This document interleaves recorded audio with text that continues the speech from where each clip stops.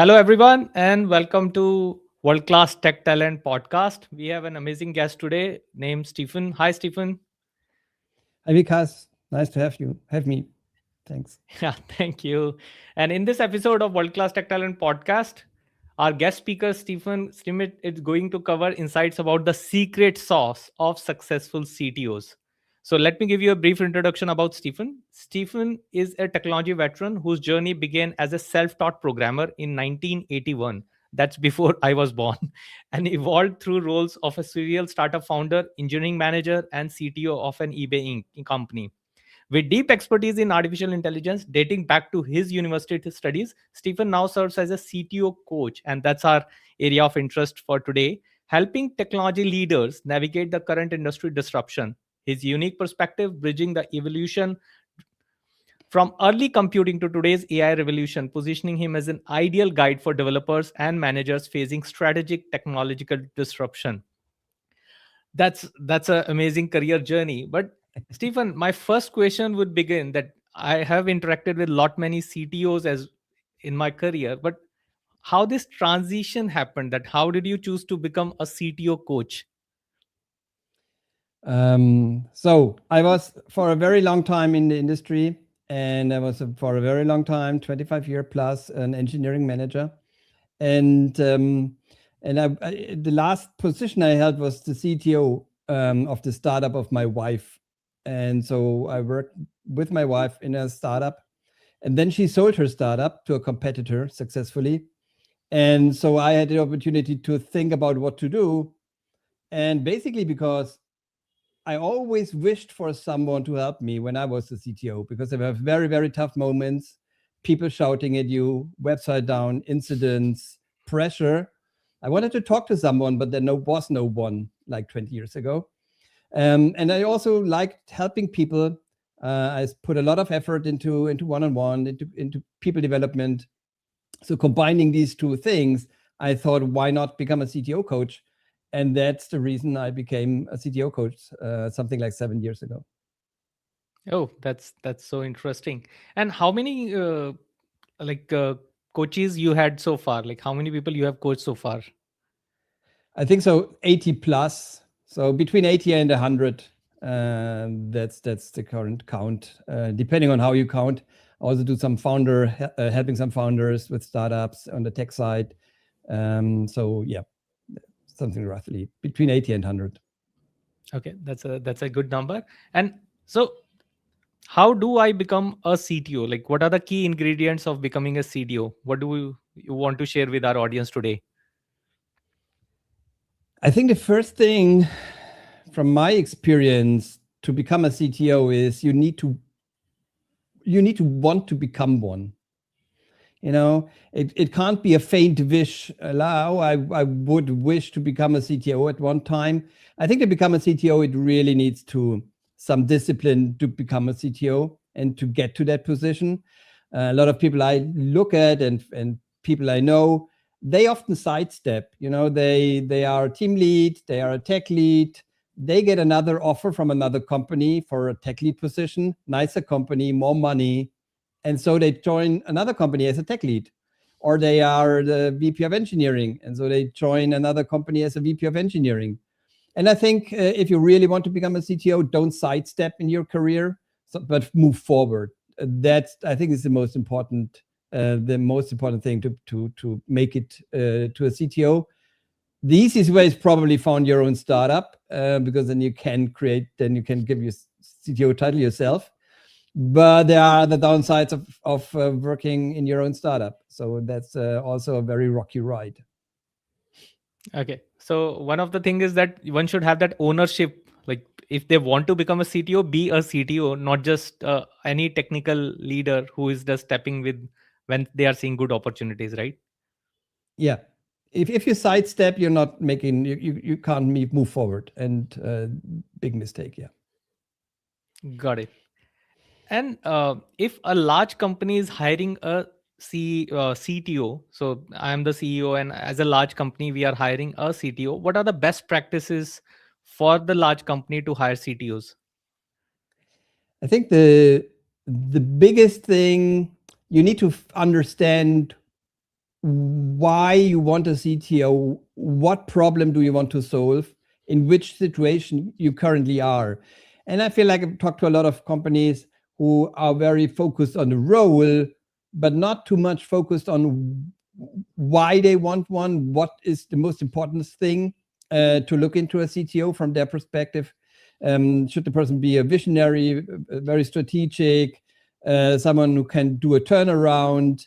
So there are very different types of CTOs with very different experiences, and you need to find out what you want to do. There is no unicorn in the market who can someone who can do it all. You need to understand what's your challenge, what's your particular challenge, and then find the right person from there. So I think that's the when I talk to people, when I talk to CEOs trying to find a CTO, they just think often, not everyone, but a lot of them just think, oh, I need a techie as on the board. And it's not, it does not go far beyond that. And that sometimes because the CEO has not enough experience in tech to make that call. That's also why I helped some in the past founders to find a CTO, or not to find one, but to define what they really, really need. Okay, so we need to have a clear understanding of the problem statement, as you mentioned, that we are trying to solve, and what we are exactly looking from the CTO. Yeah. Right. And I think that's the most important thing. Yeah, and just probably a side question coming out of that: is it good to probably give a promotion to an existing person, or get a CTO from outside? What works best? Just curious. So I'm a huge fan of promotion. Like one of the best thing I think there was a lot of good things at eBay, but one of the very best things at eBay is at the time when I was there was a lot of ongoing promotion inside the company. So there was a tendency to promote people over hiring external people. And the reason for that was, or what enabled eBay at the time to do this, that eBay had a very clear talent management setup and really understood what are the talents in our company. So when there was a need for hiring a CTO, hiring an executive to manage cross-border sales or stuff like that, eBay had a clear understanding who are our top talents, who can we promote in that. That's a necessity to do this. But I'm a huge fan of promotion. It's much faster, it's less risky. And it has a lot of effects on the company. If you promote from internal, then a lot of people see, oh, this is a company who promotes people, so I have a chance to stay in this company and make my career inside the company. That said, there needs to be a mixture, and you need to hire outside people, because I've seen companies who only promote from the inside, and they it's a harsh word, but they kind of degenerate. There are not a lot of new ideas, and so they only have the same ideas. There is a lot of groupthink. So at the right time, for the right problem, it's very, very important, I feel, to hire external people to get new ideas into the company.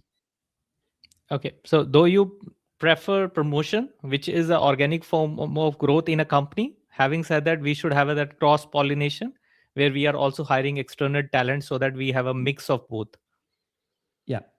Right. And any interesting hiring, probably a story that you came across by a large company that you want to share with us, like before we move forward to the next question? Just a thought. Anything interesting? I was hired. I was hired as in a company to help the company introduce Scrum at that time, and also to build a new team. And they said, yeah, well, we also need to check your programming credentials.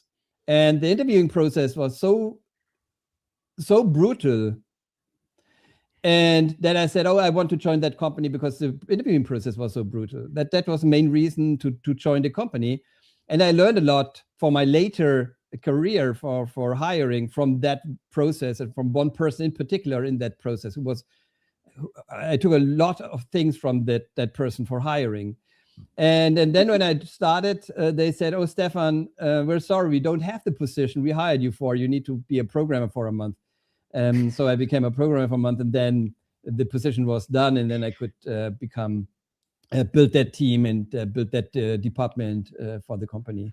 But yeah, that was I think that was an interesting hiring story, at least for me at that point. No, this is Surprising one. actually because as we are asking about a large company also checking the programming, that what is your programming strength, that itself is quite interesting, right? Yeah, yeah. Okay. Okay. So we have discussed enough about the large companies, but today's it's an age of unicorns, startups. And when I'm attending any conference, every other founder is having this question that how to hire the CTO. So the question goes to you. So if I'm running a startup, how to engage a CTO for my startup? Don't. I think one of the mistakes I see. So if you find someone who's great, hire the person. All fine, all fine. But I think a lot of founders make the mistake of hiring their first tech hire is a CTO. They hire someone, perhaps they can't pay the money, so they give the title. But the real challenge for a CTO, from my perspective, in a startup is that the job totally changes every 6 months. So when you're the first person, you're writing code. Then you're hiring people. You become a team lead. You need to manage people. Then you need to step up. You need to go into strategy, support business. You need to probably go on the board, talk to investors. So when there is a Series A or after a seed. So the CTO position really, really changes a lot. And your first tech hire might not be the person that enables you to go the next 24 months, but it might be with someone only for like getting up to a team lead, perhaps, or even only going up to a senior developer from their capabilities of growth. So that's a big mistake. And having a CTO in the beginning, it's very, very difficult to then make the judgment call and take the title away. If I say, "Oh, you can't make it as a CTO," I take your title away. That creates, obviously, for obvious reasons, a bad mood and a lot of bad blood. So it's a very difficult thing to do that companies struggle. I would say hire a tech lead and then connect that to milestones. And if they can make those milestones, you promote them. Let's say first prototype delivered, or the MVP built, or the first 1,000 customers, and then say, okay, if we reach that milestone, we promote you to a CTO position. So that makes it less risky. And you also kind of have in mind, by writing down the milestones, everyone is aware of what the growth curve of that person needs to be. That sounds interesting. That first probably have a tech lead kind of profile and setting up the milestone. So you give two beautiful indicator for those milestone. One, it could be that first prototype is out in the market, and second, it could be acquisition of first 1,000 customer. It may vary Yeah. based on the individual startup. What could be the other milestone? Because I think this is very interesting for a non-tech entrepreneur to think, because they don't know about these terminologies in the beginning. So the customer thing is basically about traffic, and it depends of if you're B2B or B2C, but it shows that the platform that has been built is kind of scalable to some level. And other milestones that are relevant to me are hiring the first person, hiring a team, hiring a team lead, delegation to a team lead, having a setup, implement a process. All of these things could be milestones that need to be achieved to promote a person on team lead, head of development, VP, engineering director, CTO, or something. Okay. And so that's a interesting insight, that in most cases don't hire a CTO immediately, probably hire a tech lead and then set up the milestone, and then the person can upgrade to the milestone. And for a probably a side question to this question, that if there is, it's co-founded by two people, where one is a business person and other is already a technical person, so eventually they will take up the tech role, right? one will become the Yeah. CEO and the CTO. How do you define the because as you already mentioned that in the initial phase there is most of the thing which are happening on the business side. So how do you define the hairline difference that okay, these are the responsibilities, what are the key responsibilities of the CTOs and what remains in the hand of CEOs? Any broader thought? Because when we are meeting lot many people are starting companies even out of their colleges and not having that clear insight that what should be the first movement after thinking about starting the company. The first thing I wanted to say about this is I encourage all your tech viewers and listeners to start a company. Don't wait for a business person. Do it yourself. If you take a look at the US, Mark Zuckerberg, Bezos, Omidyar, Musk, all of these people are techies. All of these people at one point or another have been programming. So I think what's really the difference between Silicon Valley and the rest of the world is in the US, techies are founders of companies. Also, Sergey, Google, all of these people, all of them have been techies. I think that's the biggest difference between the US and everyone else. So I encourage all techies to found a company, and you can do it. If there is a split, if you have a co-founder, having two people, some stuff is more difficult. Like you need to discuss a lot of things, you need to align, you need to agree. That's more difficult. But also sometimes it's easier because you have an up, the other person has a down, so that mellows out. It's not as stressful if you're two persons compared to being just one person. What I think from my experience, what should be with the CEO and what's most important for the CEO, from my perspective, is have a vision for the company. No one else can do that. You're the CEO, you have a vision, probably. And a vision is not a product idea. A vision is more than just a product idea. A product idea is part of the vision or part of the strategy. So that's very important for the CEO. And what they should keep is understanding the customer and the market.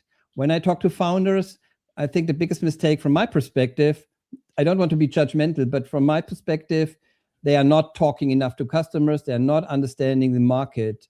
As a CEO of a startup, in your niche, you should be the person in the world who understands the market and the needs, not the wants, but the needs of your customers most. So that's one thing. And I think the other part could be that the CTO also takes on a CPO role, so also takes on product. So it's product and tech. It's a CPTO role, which works fine. And that also, we might go into that later, but that's also very useful in a transition to AI. Okay, that's even more interesting. So the title of this podcast, the secret sauce of successful CTOs. So what is the secret sauce? If you want to define 3-4 key attributes, whether it's a small startup or the large enterprise, what are the 3-4 attributes, key attributes that is the secret sauce behind a good and successful CTO? So I have met many CTOs. I did also mentoring. I'm doing mentoring on the side, beside coaching. So on mentoring platforms. So I meet a lot of CTOs. So everyone is different, and every successful CTO is different. That said, I think from my perspective, the most important thing is, as a CTO, only do the things that you can do. Do only the things that only you can do.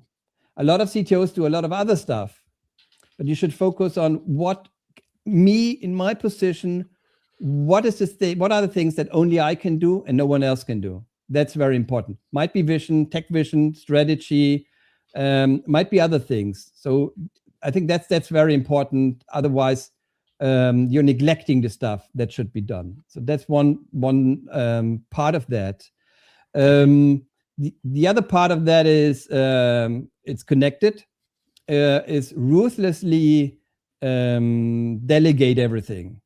You need to be really good at delegation if you grow up. And that's a little bit of a difficult, especially in a growing company, because you have 5 direct reports, works, then you have 20 people in the department, then you have 50. And if you have not started early on to delegate, you're breaking yourself and you're breaking the organization. So that would be the second thing.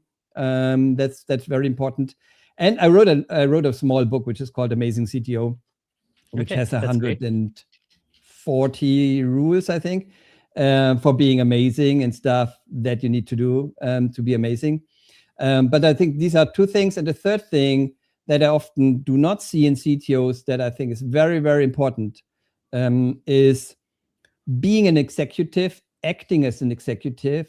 You're not the chief nerd. You're not the nerd with the biggest title in the company. You're an executive, and you need to act as an executive. And you also need to understand business. In most of the companies, if you're not a very, very specialized company, let's say SpaceX, CTO probably, I don't know them, but I can understand there is so deep technology that you can be totally focused on technology. But in a majority of companies, as a CTO, you need to understand the business part of things. And when I was CTO in several companies, or engineering manager or CTO, and I left, and the team tackled very difficult technical problems and challenges. And I and the team, we were very proud on what we accomplished. And when I left, the CEO or other people said, Stephan, do you know what's great about you? You could explain tech to us, and you understood business. That was valued most, whereas I valued all the very deep technical challenges we solved. So I think that's the third thing, be an executive and understand business. Okay, so three things, just to summarize for our people who are watching the show and people who are going to watch in the future. One, do only thing which you can do. Don't step into the other tasks, because what if you are stepping into the other roles, you may be leaving apart the key things which are required for you, like tech vision. It can be strategy. Second is delegation. One should be very good at delegating things, and one need to balance it out, especially in the growing company, as you mentioned. And to be an executive, because you will be interacting with your tech team, if there is, or probably as an individual, how to create a deep tech startup. And on the other hand, also talk to non-tech business owners and understanding the key requirement of the business. So how to balance these two things. So these are the three things. And you mentioned about your book, and I'm sure it must be available, the link must be available on your website, which is right now I'm showing amazingcto.com, right? Yes, the book is there. It's also on Yeah, Amazon. it's on Amazon. So people, do buy that book so that you can actually know. And there are how many, 140 key principles? Yeah, something like 140, I think.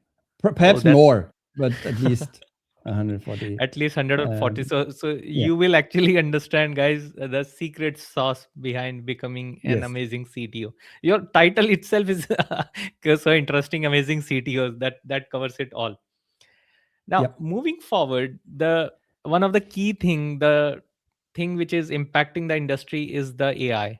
Everybody's talking about AI, and it has gone to that level. Any product discussion, any discussion is not complete if you're not talking about AI. So even for the CTO, how can we leave that part? So in the AI era, how's the role of CTO is changing? I can't predict the future. You know, if I could predict the future, I would play the lottery. I can't, so I don't play the lottery. Um, but obviously, everyone is thinking about the future and how AI changes the role. And I've also spent a lot of time thinking about this. I gave some conference talks about this, and I'm talking to my clients about this a lot. I think, in general, tech and product will come closer together and perhaps even merge. There are discussions about product engineers being the next upcoming role that combines some part of product knowledge and some part of engineering knowledge. A person who can fuse these two things and then make an AI do the thing, write the code, whatever is necessary to make it happen. So there's a lot of discussion about this merger of roles. And I think if we look at the internet, at the arrival of the internet in Germany, it arrived in something 1990, World Wide Web something 1993, 1994. That also brought a lot of new roles, like the product manager role that we currently have, a product owner role, but also the engineering and DevOps roles. A lot of these roles that we currently have in many tech departments or tech startups, tech companies have been brought on by the internet, by the drivers of the internet, what the internet drove for role change. And I think the AI, we will not stay the same, and AI will also drive role changes. And one might be a product engineer.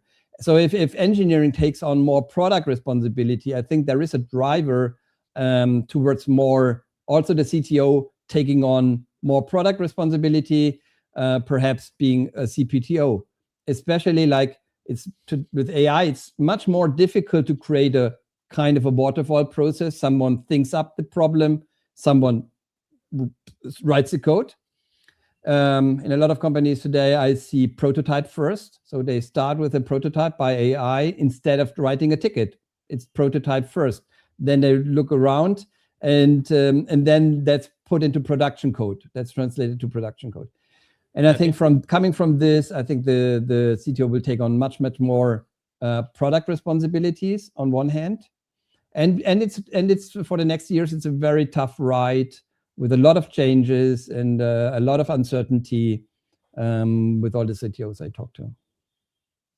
Okay, so probably it will reinvent the role. So you did not just talk about that. Definitely one should grab the knowledge of artificial intelligence, which is non-negotiable skill, but you also talked about that probably it will reinvent the role. Probably the technical and the product management currently will start merging into one role with the changing behavior and changing possibilities with the AI, right?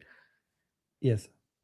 Yeah, that's even more interesting. And we have a question coming from a CTO of our own company, Nikhil, that what's one I'll just display the question. So his question is that what's one leadership habit or practice you see leaders under leverage that consistently accelerate team performance and organizational impact?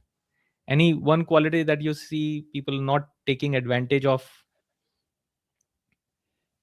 I think for a lot of CTOs, the biggest thing when talking about development performance is you need to talk about development performance. I think that's the most important stuff. You need to make sure that everyone knows that performance is important to you.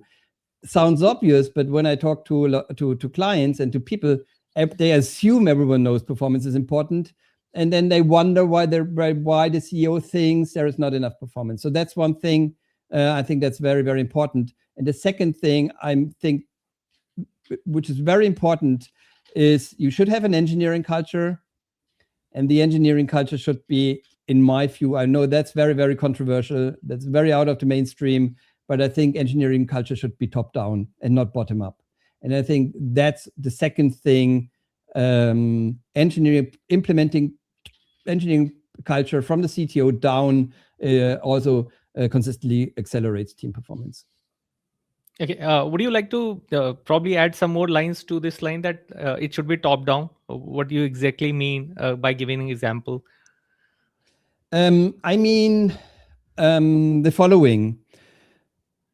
Often in too many organizations, I see engineering culture, and it might work. I'm not arguing that, but in a lot of companies, engineering culture is bottom up, and so it's from a perspective of a developer, and it does not have management buy-in. And if there is no management buy-in, if the engineering culture does not help you as a CTO, it's very difficult to keep up. To me, engineering culture is a tool for the CTO to scale an organization. If I have the right management engineering culture in place, for example, in my culture, it's always no shortcuts, or we're professionals. That's part of the culture. And if we have that in place, and it's a tool I as a CTO can use in meetings or making decisions or helping people make the right decisions, like no shortcuts, that's very, very helpful. And because it's helpful to me, as the manager, as the top manager in the department, I will use it all the time. Otherwise, it might be something just pinned to the wall or be a nice thing in the Notion, on a Notion page, but it's not really lived. But if it's a tool to me, it's lived and it's useful and it's tied to performance.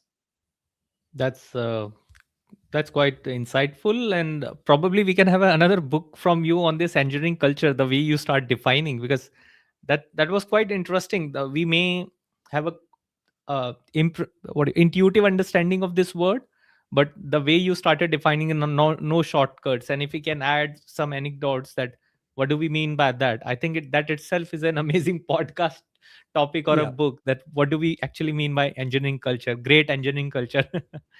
Yeah. Great. Before closing the podcast, I'll circle back to where we started about your journey. And one of the keyword that you mentioned, that you are a self-taught programmer. And in Yeah. my study, one of my book is dedicated towards that word, self-taught programmer. That I think that's one of the key ingredient of becoming ultra successful in any field. If you are self-taught person, so would you like to share some insights about how did you start becoming a self-taught programmer? What was your journey and how it helped you? It was very, very simple. It was very, very simple. Like I'm 50 plus, so I grew up in the 70s. You can see from the color of my beard.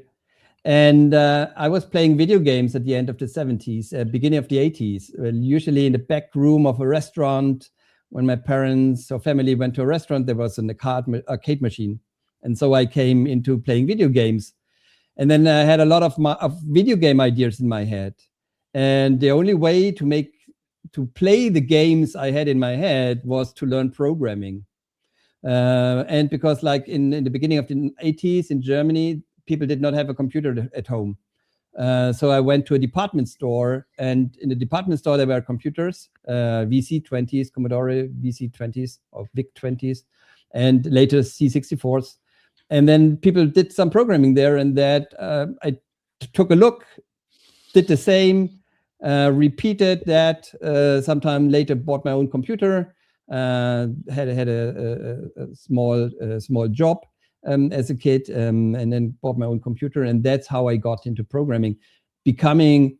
And then I think that's very important for today. Like recently this year, I thought about that, and I got into programming because I thought I was a creator, or because I think I'm a creator. I had ideas in my head I wanted to create, and I needed a tool, and that was programming. And I think today, if you look at AI as a tool, and you like tools to realize your ideas, then we're living in a very, very great age currently, because it's like what was very difficult 40 years ago, writing code, creating a game, doing the stuff, becomes much, much easier today. Okay, that's you defined it in very simple words, but I think that's a very very critical skill, that how one can develop becoming a self-taught person. Any last message to the youth, because nowadays I think lot many people are asking to Elon Musk, that or similar leaders, that if everything is changing so fast, what should we teach to the youth now? What should be taught in school? What should be taught in college? So any message for youth right now? What should they study? I think schools and universities should encourage students and people to become creators and to think as creators. We're going into an age of creation, where everyone can become a creator without becoming a programmer. And I think that spark of innovation, of thinking forward, of visualizing ideas, I think that's a very, very important skill to have. And that's what I think universities and schools should more focus on today. That's even more interesting. And would you like to, before we close, would you like to share about your coaching program a little bit, like people who are interested in joining and attending and connecting with you, how it is defined, and what are the ways to engage with you? Yeah, my coaching program is kind of simple. I focus on growing companies, usually startups, between 5 and 80 developers or 100 developers. That's my focus group. And it has 4 pillars. My coaching has 4 pillars, which is one, consulting. I help my clients get out of their current problems. Mentoring, I enable them with my experience to prepare for upcoming problems.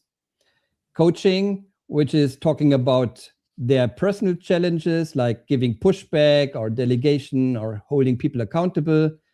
And the last one is branding, which means that people can see you the way you want to be seen. And so that's a program, and we do weekly sessions talking about this and getting through the program. Okay, that sounds good. And contact details are mentioned below. So people who are watching right now, amazingcto.com is the go-to website for you. And we have also mentioned the LinkedIn down below. Thanks, Stephan. Thanks for your precious time and sharing the secret sauce of successful CTOs with our viewers today. Thanks, Vikas. Okay, bye-bye.